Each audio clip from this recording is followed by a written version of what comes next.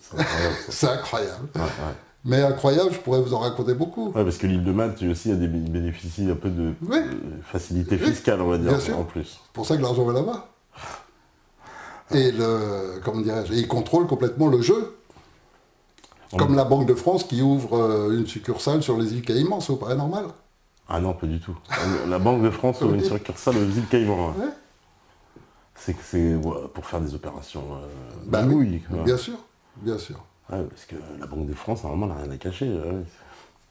On me demande aussi, voilà, en quoi l'Opus Dei est une secte? Il y en a qui s'interrogent. Alors, c'est compliqué, mais je donne bien mon point de vue, hein, Ouais, bien sûr. personnel. Ouais. Ça ne vaut pas plus que ça. Le mot secte, on dirait que ça vient de scission, sectaire, coupé donc. Et si on prend le musulmanisme à son début, au départ, c'est une secte. Pourquoi? Parce que à ce moment-là, dans la région où Mahomet commence à prêcher, dans cette région-là, la grande majorité du peuple, ce sont des Qurachites. Et lorsque Mahomet commence à prêcher une autre forme de religion, qui est le monothéisme, donc ce qui est devenu ensuite le musulmanisme actuel, eh bien, il a créé une secte. Et c'est une secte tant qu'ils sont minoritaires. Et puis quand ils deviennent majoritaires, c'est plus une secte, c'est la religion officielle, et c'est l'autre qui devient la secte. Donc la secte, c'est quoi? C'est à chaque fois qu'on retire d'un élément global un petit élément, c'est une secte. Et puis si ce petit élément grandit, c'est plus une secte, c'est une religion.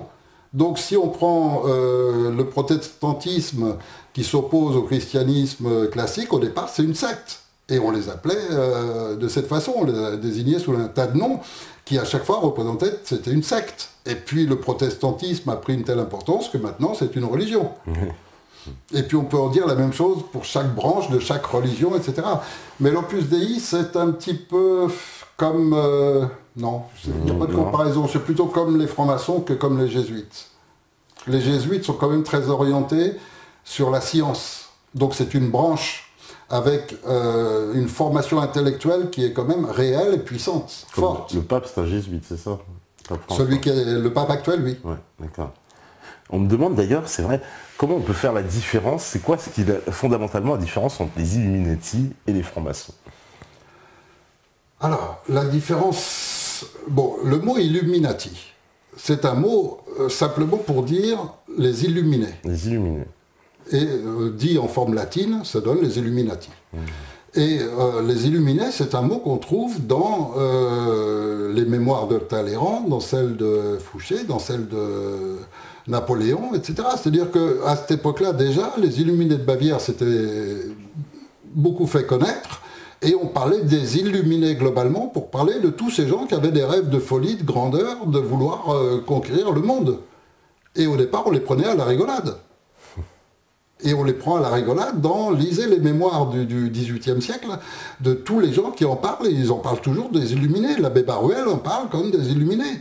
Des illuminés malsains, malveillants, vicieux, etc. Et réussissant quand même à provoquer la Révolution française. Mais en attendant, ils en parlent comme des illuminés.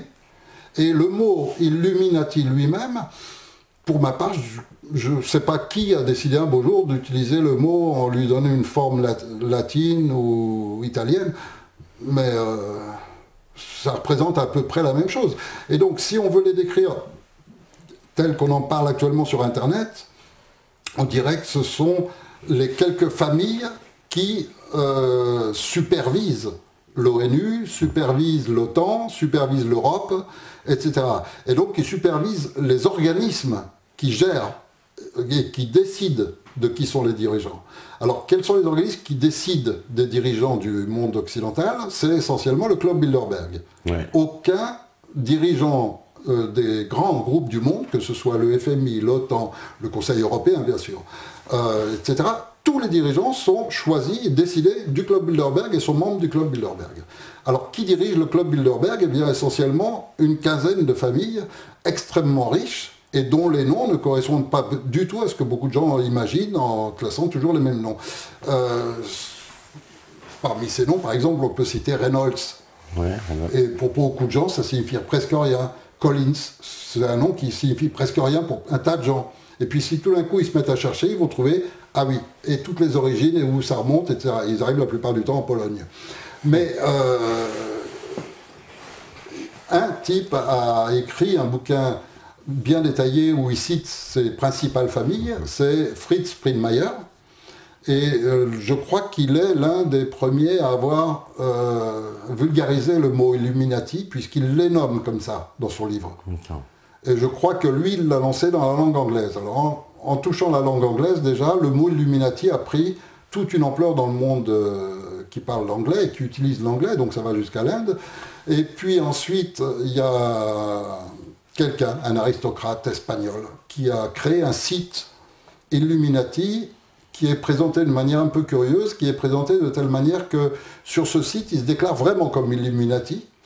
Il déclare que les hauts gradés des Illuminati, et il cite les mêmes noms à peu près que ceux que Fritz Springmeier, et il présente tout le site comme étant nous sommes une élite bienveillante pour vous, rangez-vous sous nos ordres et ne vous inquiétez plus de rien, on va gérer tout le monde. Grosso modo, le site est fait pour présenter les choses comme ça. Et puis il est resté très peu de temps, au bout de 3 mois il a disparu.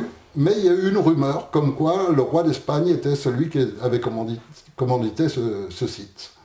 Alors quand on sait que le roi d'Espagne est un peu stupide, on va dire, gentiment, tout le monde sait qu'il est un peu... l'ancien roi de Carlos. Oui, ouais. Juan Carlos. Il n'avait pas grand-chose dans le crâne, quoi. Tout le monde sait que c'est la reine Sofia qui contrôle tout. Or, la reine Sofia est l'une des principales dirigeantes du club Bilderberg. Et d'une famille directement liée aux grandes familles du monde. Alors, on peut se dire que le roi aurait pris une initiative malheureuse, aurait créé ce site, enfin on ne sait pas. Mais toujours est-il qu'il a lancé le mot Illuminati en espagnol. Et donc ça a touché très rapidement toute l'Amérique du Sud, et donc tous les pays qui parlent espagnol. Alors entre l'anglais par Fritz Springmeier et l'espagnol par ce site, je crois que le mot Illuminati a commencé à se répandre ensuite dans le reste du monde. Et puis pour nous, Français, on pourrait aussi bien dire les Illuminés.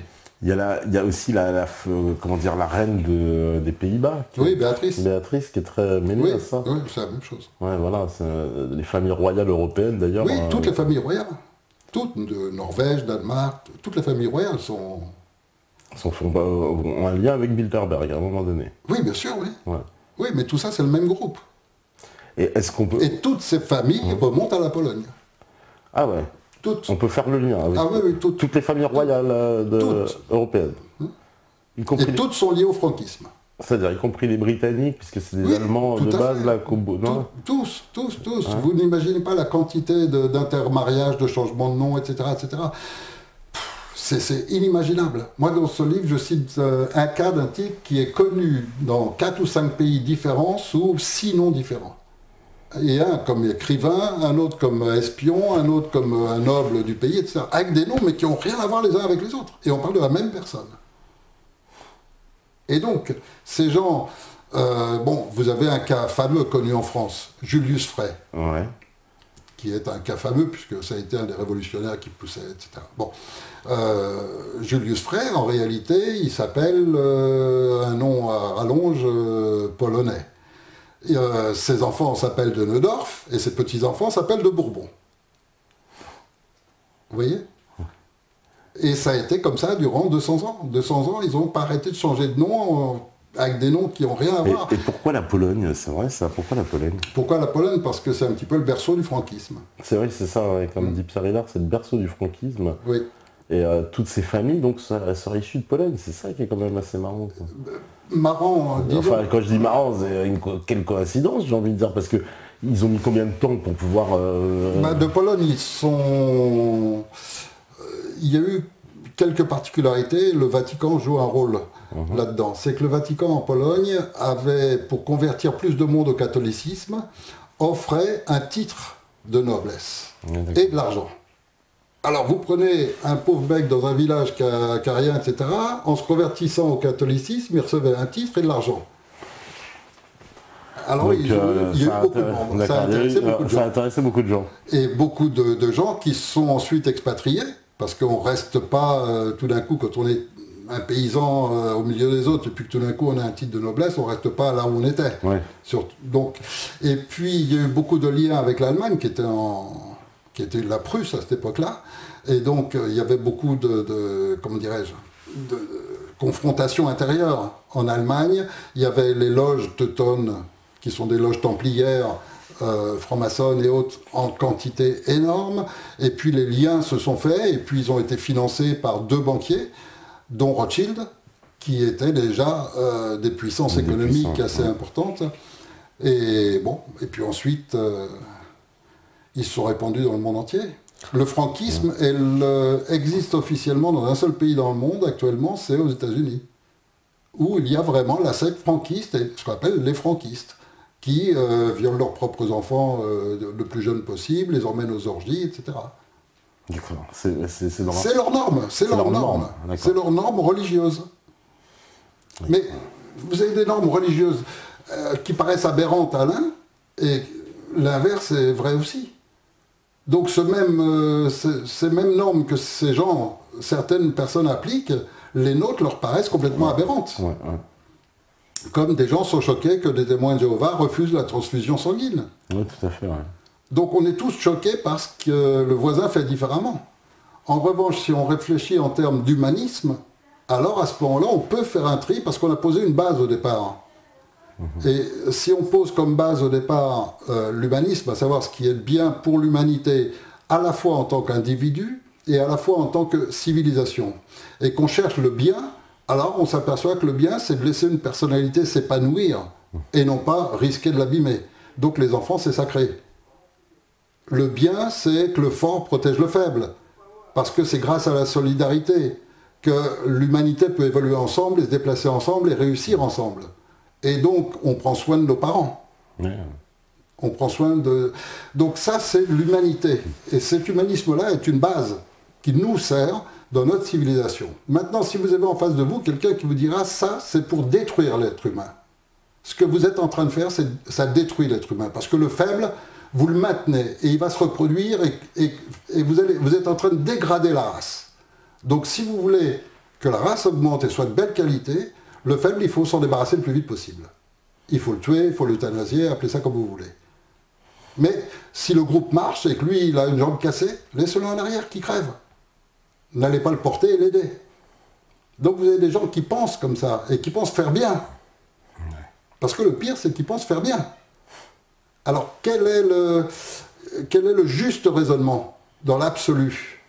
Aujourd'hui, ces gens vous diront, regardez, on a appliqué vos principes de monothéisme, on a appliqué le principe de vos dieux bienveillants, etc. Ça vous a rendu faible, ça vous a rendu inconscient de l'état de la planète, vous vous êtes multiplié, vous êtes maintenant 7 milliards, vous ne pouvez plus vivre. Vous avez détruit votre espèce. Ils auraient raison. Non? Un petit peu, mais pas tout. Ouais, un petit peu, pas 100% quand même. Pas 100%? Bah. Il faut arriver à 14 millions pour que là, ils aient raison. À quel moment? Quand il n'y a plus un seul poisson dans aucune mer, dans aucune rivière, à ce moment-là, on pourra dire, ça y est, ils avaient raison. Ouais, bien sûr. Ils ont raison dans un absolu, quoi. Alors, c'est pas facile. C'est pas facile, et les arguments peuvent être faciles des deux côtés. Après, essayer d'être juste et de penser justement, faut trouver un équilibre. Et c'est rarement dans les extrêmes qu'on va trouver l'équilibre. Donc leur extrême n'est pas bon, le nôtre n'est pas bon non plus. Je crois qu'il faut trouver un équilibre entre les deux.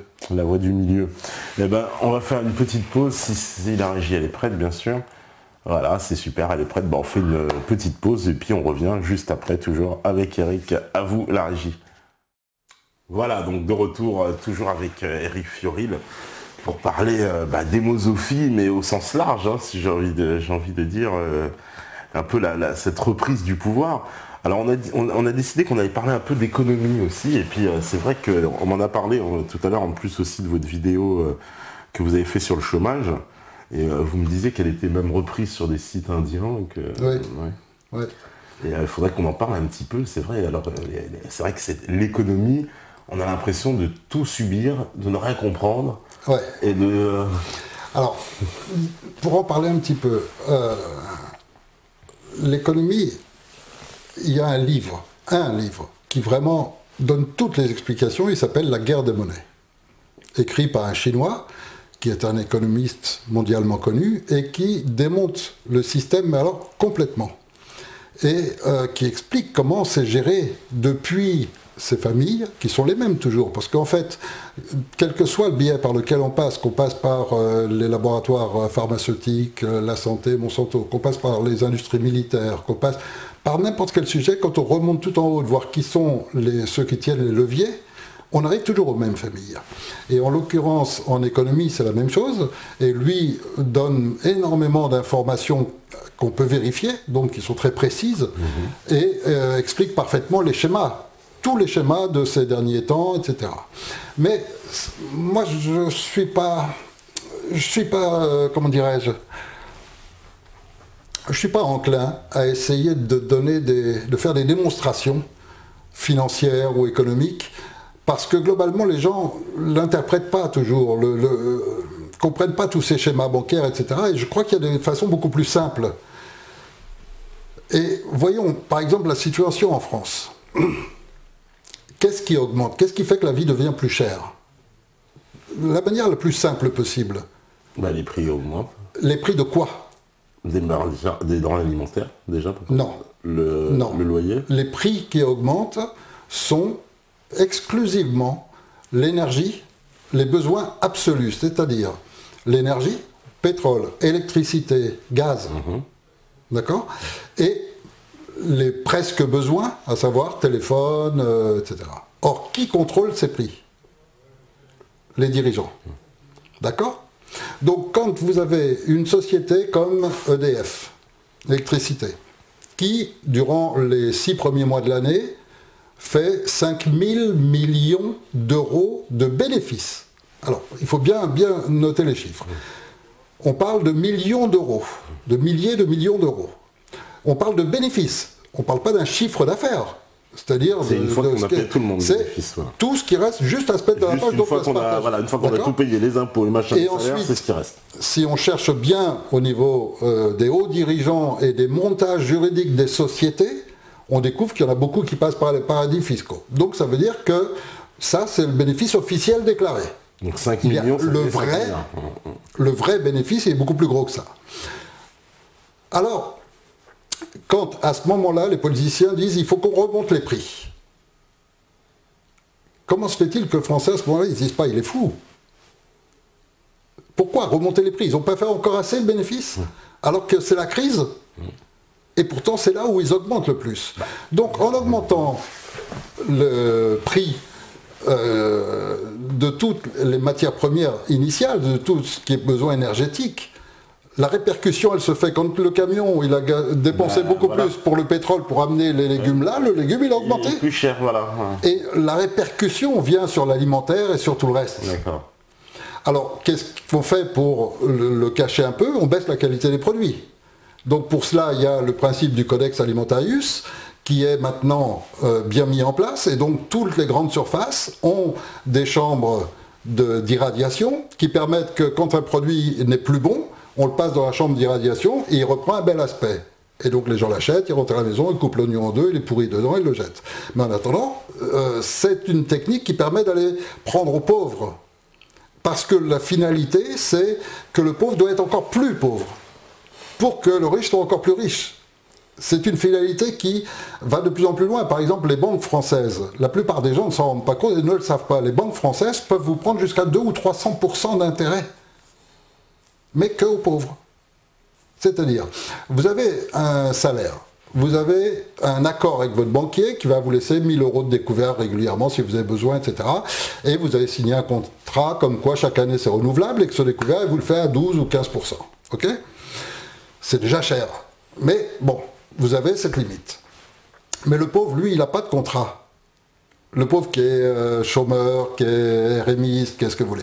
Il n'a pas ce genre de contrat, lui. Lui, ce qu'il a, c'est tout juste de quoi manger. Et puis, un beau jour, il n'y a plus assez d'argent à la banque. Alors, qu'est-ce qu'il fait? Il va passer la carte bleue. Et puis, s'il est en découvert, la banque va appliquer ce qu'on va appeler une commission d'intervention. Oui. Commission d'intervention. Et la commission d'intervention, les fameuses commissions d'intervention. Et la commission d'intervention, elle a un prix fixe. Oui. Donc ça va être dans une banque 15 €, dans une autre 20 €. Mais pour 15 €, on vous autorise à faire une carte à 8 €. Oui, c'est ça. Bah, donc vous allez au McDo, vous prenez un coca à 1 €. Oui, mais qui est touché par ça? Pas le riche. Uniquement le très pauvre, celui qui est tellement mal qu'il est obligé de faire une petite carte à 8, 10 ou 12 € et pour laquelle il va payer 16 € de plus. C'est-à-dire qu'en fait, son produit lui a coûté 28 €. Et si vous calculez en intérêt, ça fait du 200% ou du 300% des fois. Or, la banque gagne une fortune sur le dos du pauvre. Et ça, c'est particulièrement honteux. Or, qui fait cette loi? Qui autorise ça? Nos dirigeants. Donc nos dirigeants, qu'est-ce qu'ils ont fait au moment de la crise? Et pour la lancer, la crise, elle a été décidée à la réunion Bilderberg 2005. Elle a été lancée premièrement sur les pays plus faibles, donc Grèce, Irlande, Portugal, Espagne, etc. En 2006, elle commençait à être très forte. En 2007, j'ai monté une émission, où j'étais à votre place, et je recevais des chefs d'entreprise pour dénoncer la crise en Espagne, qui chez nous elle avait commencé, chez vous on n'en parlait pas encore, mais chez nous elle avait commencé. Et donc j'invitais les chefs d'entreprise à une certaine façon de réagir face à cette crise, et surtout je l'avais appelé no hay crisis. Ça veut dire il n'y a pas de crise, c'est un mensonge. Et le mensonge, c'était que le gouvernement espagnol a fait la même chose que le gouvernement français a fait l'année d'après, à savoir augmenter l'essence, etc. Chez nous l'essence était à 50 centimes, elle a grimpé d'un coup à 70. Et ça a fait changer tous les prix et fait grimper tous les prix de partout. Ensuite, c'était l'EDF, ensuite, c'était les téléphones. Chez nous, les téléphones étaient libres, contrairement à la France. En France, la plupart des Français ne savent pas que dans les autres pays, les téléphones étaient libres. C'est-à-dire que vous entriez dans la boutique, je veux un téléphone, voilà, 6 €, 1000 pesetas. Pour 6 €, on vous donnait la puce, votre numéro, et on ne vous demandait jamais une pièce d'identité ni rien. Vous aviez votre téléphone libre et anonyme. Vous donniez votre numéro à qui vous vouliez, mais c'était le vôtre. Et ça, c'était la norme dans la plupart des pays. Alors qu'en France, vous n'avez jamais eu le droit au téléphone libre. Ah non, dès le départ, c'était la carte d'identité, on prend qui est le numéro, etc. Et puis ensuite, ça a été appliqué dans les autres pays. Mais à chaque fois, l'augmentation des tarifs qui se répercute ensuite sur tous les produits de consommation courante, ça commence par l'énergie. Or, qui contrôle l'énergie? Ce sont nos dirigeants. Ouais. Alors quand une société a fait des bénéfices monstrueux et que nos dirigeants décident d'augmenter les prix, c'est pour augmenter la crise. C'est pour appauvrir encore plus les pauvres. Ouais. Alors même si eux, ils touchent des commissions fabuleuses, en attendant, le pauvre, ça ne l'arrange pas. On me dit, alors j'ai des questions, on me demande ce que vous pensez de l'aéroport de Denver, le fameux aéroport. Oui, ce qu'on appelle l'aéroport sataniste. Voilà, avec les fameuses fresques. Oui. Les fresques, etc., c'est la partie visible. La partie moins visible, ce sont les études faites par certains députés, enfin on n'appelle pas ça des députés aux États-Unis, mais il y a quelques politiciens qui ont exigé une enquête sur les fonds disparus lors de la création de l'aéroport de Denver, puisque en fait, par rapport au devis, il y a eu environ, si vous voulez, par exemple, pour l'aéroport de Denver, au niveau de la facturation, on vous a facturé 10 000 km de fil électrique. D'accord? Et en réalité, il y en a eu 50 000 km qui ont été livrés. C'est-à-dire qu'en fait, l'aéroport de Denver, il est reproduit 3 fois. La totalité du béton, des terres remuées, de tout, représente comme si on avait construit en tout 4 aéroports. Donc il y en a 3 qui ont disparu. C'est-à-dire qu'en fait, ils auraient créé un immense complexe souterrain qui soit relié à certaines bases déjà d'une certaine distance, avec des trains, avec tout un équipement, et a priori, tout cela existe sous l'aéroport de Denver.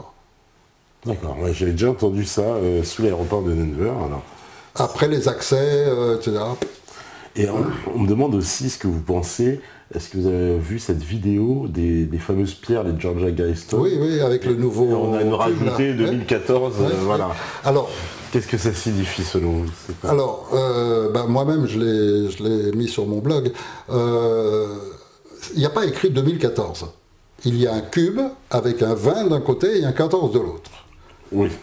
Donc, c'est pas 2014, c'est nous qui disons 2014. Est-ce que c'est 2014? On ne sait pas. Ensuite, 2014, qu'est-ce que ça veut dire? On ne sait pas non plus, puisque nous prenons comme base 0. pour dire qu'on est en 2014. C'était la naissance de Jésus, soi-disant, puisque ce serait notre base pour compter, depuis je ne sais plus quel moine au VIe siècle qui avait été chargé par le pape de calculer la date et tout, et c'est depuis cette époque que nous, on a choisi ce système et qu'on l'a imposé au reste du monde. Mais tout le monde ne compte pas comme nous.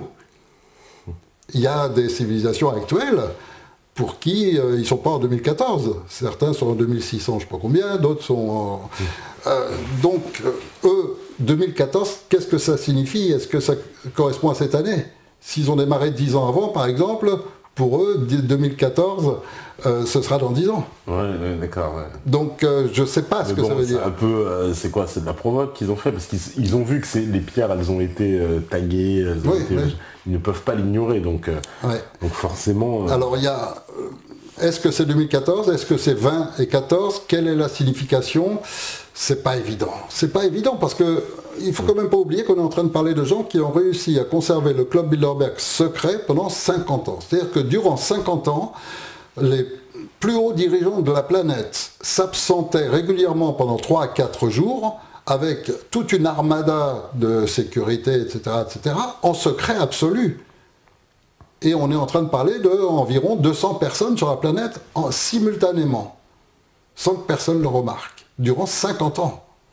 Donc, s'ils sont capables de garder un tel secret durant une cinquantaine d'années, avec des gens qui en plus étaient seulement à chaque fois des invités par rapport au groupe d'origine, il y a toujours les invités chaque année. C'est ceux qui sont reçus pour être jugés si on les met ensuite ministres ou présidents. Donc, s'ils sont capables de garder un tel secret, des choses comme ça, on ne sait pas qu'il y a dans leur tête, quelles sont leurs intentions, pourquoi ils l'ont fait, on ne sait pas. On ne sait pas. En tous les cas, la capacité pour faire fabriquer, pour mesurer, pour faire poser, etc., sans que personne se rende compte, ils ont un pouvoir...